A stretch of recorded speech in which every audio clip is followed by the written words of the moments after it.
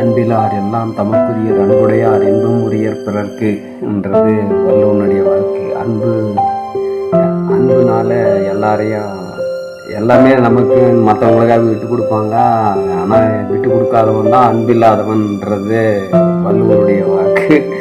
அதுதான் என்ன விஷயத்துக்காக நான் நேற்று சொல்ல வந்தேன்னா, நேற்று வேலை நேரத்தில்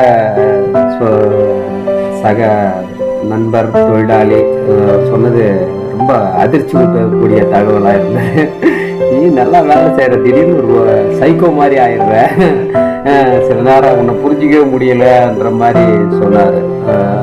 ஆமாம், என்னுடைய ஒரு நிலை கண்ணாடினா அவர் தான் நினைக்கிறேன். நான் உண்மையிலே அது நிதர்சனமான உண்மைதான். அது எதுக்காக அந்த சைக்கோத்தனம் எனக்குள்ளே ஒட்டி கொண்டதுன்றது தான் எனக்கு என்னையே அறியாமல் புரியல. போன மாதம்லாம் ஒரு 2 வாரமாக ஷேவ் பண்ணாத தாடி ஒரு மாதிரி ஒரு அதுவா இல்லை, இந்த 2 வாரம் பயங்கரமான மன உளைச்சல் இருந்ததுக்கு காரணம், எவ்வளோ புத்தகங்கள்லாம் படிச்சிருக்கிறோம். ஒரு நம்ம குறைஞ்சபட்சம் கிடைமட்டத்தில் ஒரு தொழிலாளியாக ஒரு நல்லவனாக வாழணுன்றதுக்காக அங்கீகார தேடல் தானே இவ்வளவோ. தன்னை செதுக்கின்னு நோய் ஒரு பக்கம், தன்னை அடக்கழிக்க இணையர் ஒன்று என்ன இழந்து விட்டு போக, குழந்தைங்களுடைய பதிப்பு, எதிர்காலம், நிறைய முடிச்சுகள்லாம் பிரச்சனையினுடைய முடிச்சுகள் இருக்க நம்ம மனுஷன் என்னதான் பண்றது? ஒரு நேரத்தில் பித்து பிடிக்கணும், சைக்கோவாக வேற ஒன்றும் இல்லை.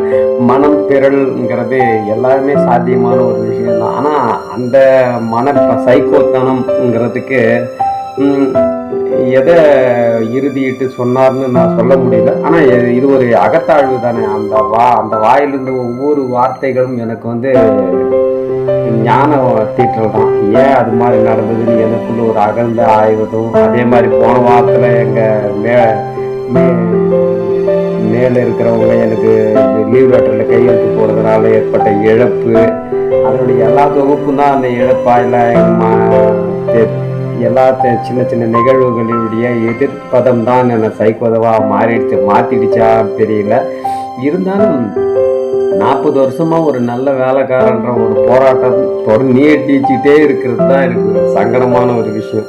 எதையுமே நான் நினைவில் நிறுத்தி கொள்ள முடியாமல் சின்ன கேள்விகளுக்கு கூட ஒரு பொறுப்பாளர்கிட்ட என்னால் பதில் சொல்ல முடியல. அந்த ஒரு ஈடுபாடு அற்ற தன்மையினுடைய நேர் எதிர் விளைவு தான் இதுதான் நினைக்கிறேன் நான். என்னை யாரும் புரிஞ்சிக்கலன்றதால மற்றவங்களை யாரும் புரிஞ்சிக்க நான் முயற்சி பண்ணலன்றது தான் உண்மையான நிதர்சனம். ஏன்னா எல்லாத்துக்கும் நான் சொல்கிற ஒரே ஒரு காரணம், என் பதவி இழப்பு, என்னுடைய சம்பள சரிப்பு. அதை தாண்டி இன்னைக்கு ஒரு 5 நாள் திட்டமிட்ட என்னை அவங்க படி வாங்கிட்டாங்க. எனக்கு ஒரு 10,000 ரூபாய், 7,000 ரூபாய், 8,000 ரூபாய் இழப்பு ஏற்படுத்திட்டாங்கன்ற ஒரு மனத்தாங்கல். இது மாதிரி சேர்ற சின்ன வர்மங்கள் உன்னுடைய சைக்கோத்தனத்துக்கு காரணமான்னு தெரியல. எல்லாம் நிறைய பண்பாட்டான பணம் ஒரு பிரச்சனையே கிடையாது. ஆனால் இதில் இழப்பீடுகள்னு மதிப்பேன். நான் அந்த 4 நாள் லீவுக்கு முழு காரணம் நான் தான். அது ஒரு தகவலை சொல்லியிருக்கலாம். சொல்லும்போது அவங்க ஃபோன் பண்ணி திருப்பி வான்னு சொல்லுவாங்கன்றதுனால நான் மனசு சரியில்லைன்றதுனால அது மாதிரி நடந்து போச்சு. ஆனால் இந்த இழப்பை நான் ஏற்றுக்கிறது தான் ஆகணும். ஏன்னா அவங்களுக்கு இருக்கிற மன குறைச்சல் அதை விட பெருசாக இருக்கும். இதெல்லாம் நீ விலகி நின்றலாம் வேண்டாம். நான் போன வாரம் கம்முன்னு விலகி வந்துடலாம். அதுக்கப்புறம் திடீர்னு வெள்ளிக்கிழமை எனக்கு பொருளாதார சிக்கல் ஆரம்பிச்சிருச்சு. அன்னிலேருந்து இன்னைக்கு வரைக்கும் இன்னைக்கு சம்பளம் போடுற வரைக்கும் எனக்கு அந்த சிக்கல் நீடிச்சுட்டே தான் இருந்துச்சு. நான் மட்டும் இருந்தால் பரவாயில்ல, என் பசங்களும் இருக்கிறதுனால தான் சரி, வேற வழியில் சில தன்மான கிருக்கள் இருந்தாலும் அதை சகிச்சுக்கிட்டு தான் ஆகணும்ன்றது. எல்லாமே ஒருத்தர் ஆன்மீகத்துலலாம் சொன்னாங்க, நீ எவ்வளோக்கு எவ்வளோ அவமானப்படுறியோ கேவலப்படுறியோ அதுதான் வாழ்க்கையுடைய நீட்சிக்கு ஆதாரமாக இருக்கும்ன்றது தான் நான் இது வரைக்கும். ஏன்னா எந்த அளவுக்கு வாழ்க்கையினுடைய எல்லாருமே இது மாதிரி சிக்கல்களோடு வரவங்க தான். யாருமே மீண்டு பொழைச்சவங்களாம் கிடையாது. நான் நீ எல்லாருமே எல்லாருமே இப்படி இருக்கும்போது உனக்கு மட்டும் ஏன் இந்த சைக்கோத்தனம் வருகிறதுன்றது தான். இல்லை, மென்மையான மனிதர் நம்ம எதிர்பார்ப்புகளை மற்றவங்கிட்ட காட்ட முடியாத போது தான் நான் இது நடக்குதுன்னு நினைக்கிறேன். அவங்க எதிர்பார்ப்புகளுக்கெல்லாம் நிர்ணயிக்க முடியாது. ஆனால் மனசு ரீதியாக நம்ம மனசாட்சிக்கு உட்பட்டு நம்ம என்ன செய்யணுன்றதை சரியாக புரிஞ்சுக்கணும். 5 நிமிஷம் ஆயிடுச்சு, ஓகே ரைட். 1 நிமிஷம் வீடியோ தான் போடாமல் பார்த்தேன். இது என்னடான்னா அதிகமாக நீடிக்கிட்டே போகிறது.